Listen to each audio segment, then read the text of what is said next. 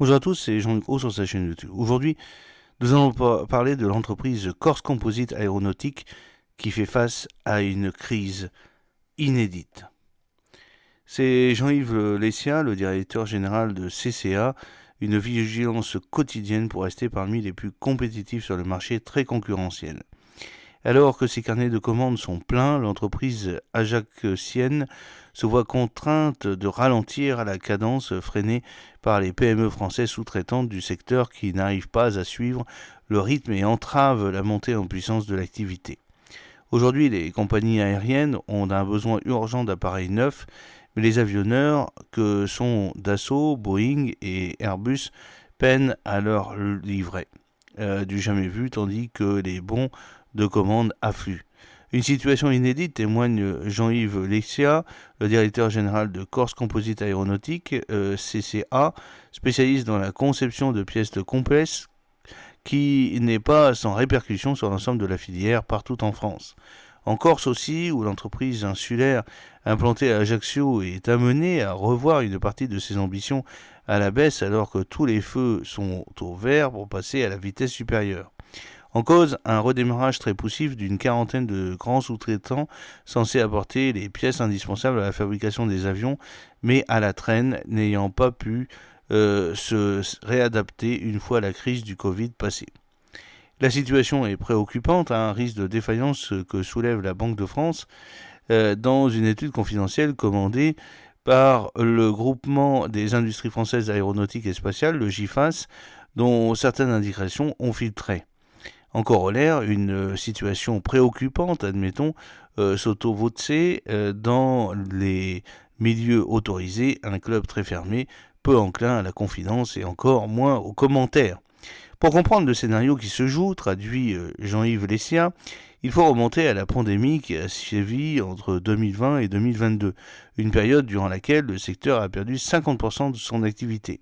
Lorsque les compagnies aériennes ont eu à renouveler leurs flottes respectives, le redémarrage a été entravé par un manque de matières premières, de compétences qui s'est raréfié et de soucis de trésorerie des sociétés de fournisseurs, essentiellement des PME, au point d'affaiblir la filière aéronautique jusqu'à la rendre malade. Non, affirme Frédéric Parisot, le délégué général de GIFAS, qui préfère pointer les difficultés de certains équipementiers de l'aéronautique. Le risque principal, c'est de ne pas pouvoir financer le besoin de fonds de roulement, recruter, acheter des machines, éventuellement s'agrandir pour accompagner la montée en cadence souhaitée par les donneurs d'ordre, explique-t-il au journal des entreprises. Le rendement est contraint si les séquelles demeurent pour nombre de petites et moyennes structures pénalisées par un approvisionnement en titane défaillant, grévé par la guerre en Ukraine et le manque de main-d'œuvre alors que l'épidémie a poussé les entreprises à se redimensionner. Corse Composite s'est-elle repositionnée sur le marché, indispensable sauf à mettre la clé sous la porte. Nous avons lancé un plan stratégique pour nous transformer totalement avec l'instauration d'un pôle d'excellence voué au développement en misant sur la robotique, l'intelligence artificielle et avec une priorité aux nouveaux métiers à forte valeur ajoutée. Problème, en opérant une métamorphose réussie qui lui a permis de survivre et d'étendre sa voilure, l'entreprise insulaire Fleuron Industriel de Lille est restée dépendante d'une chaîne aéronautique qui tourne au ralenti. Nous sommes empêchés par ce que l'on appelle des maillons faibles, sans que l'expression soit péjorative, à savoir un réseau de sous-traitance qui retarde l'accélération du rythme de production des avions, avec une conséquence directe pour CCA qui se voit contrainte de limiter son rendement dès lors que les donneurs d'ordre sont freinés par les petits maillons dont ils dépendent. Une réalité que Jean-Lucien Cossu, le gérant de la société PCM, 20 ans d'expérience, 80 salariés, implantés dans la commune de Tavaco, connaît lui aussi. Nous fabriquons des pièces en composite sur lesquelles nous rivetons des éléments métalliques pour en faire un produit fini.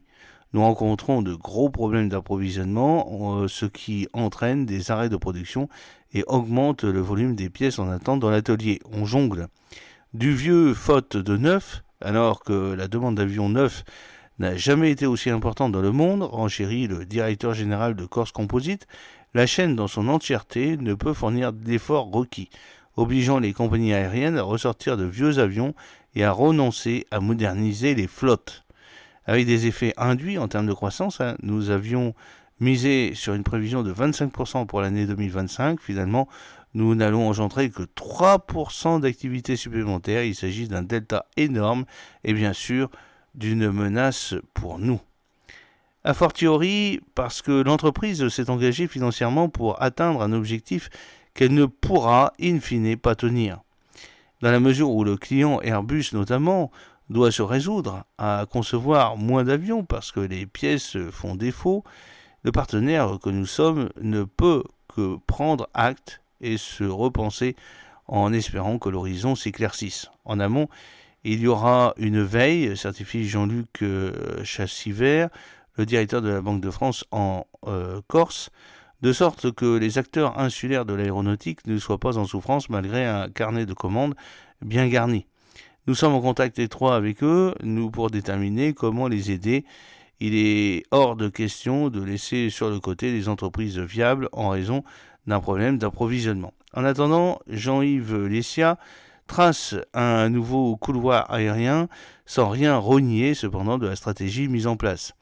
Nous sommes désormais en mesure d'accélérer ou de diminuer notre cadence sans qu'il y ait de conséquences trop importantes sur la rentabilité de l'entreprise. Il n'empêche, nous n'avons pas d'autre choix que de nous réinventer encore un peu plus, ce qui n'était pas programmé dans l'immédiat puisque nous avions arrêté les grandes lignes de notre mutation. 800 millions d'euros pour la filière, la CCA va ainsi investir dans ses programmes de recherche pour accroître ses performances en vue de l'élaboration du prochain avion lancé par Airbus à la fin de la décennie. Si le directeur général de Corse Composite ne minimise pas les incidences de la donne très atypique du moment, il veut croire aux projections qui estiment qu'en 2027, l'aéronautique devrait recroiser l'activité de 2019, sans compter que la crise à l'œuvre au sein de la chaîne de production en France nous offre des opportunités. Nous sommes, par exemple, en train de nous porter candidat sur de grosses consultations Airbus et Boeing pour capter des débouchés. Le chef d'entreprise ajaxien se dit également plutôt rassuré que par l'annonce de la mise en place d'un fonds national de 800 millions d'euros baptisé Aéropartenaires, emmené par le groupe de gestion d'actifs Tikehau Capital, associant investisseurs privés et pouvoirs publics avec l'implication des leaders du secteur aéronautique. L'idée est consolider le réseau des fournisseurs en prenant des parts majoritaires dans des PME concernées afin d'éviter la rupture de la chaîne et le décrochage de la filière. Une initiative vitale, martèle Jean-Yves Lescia, car c'est lorsque les entreprises doivent répondre à une activité très forte qu'elles sont le plus à même de plonger. Il faut alors très vite pouvoir se retourner. J'espère que cette petite vidéo vous a plu. N'oubliez pas de cliquer sur le pouce pour la promouvoir, de vous abonner si ce n'est pas encore fait, de partager cette vidéo sur vos réseaux sociaux. À très bientôt. Fidèlement, Jean-Luc O.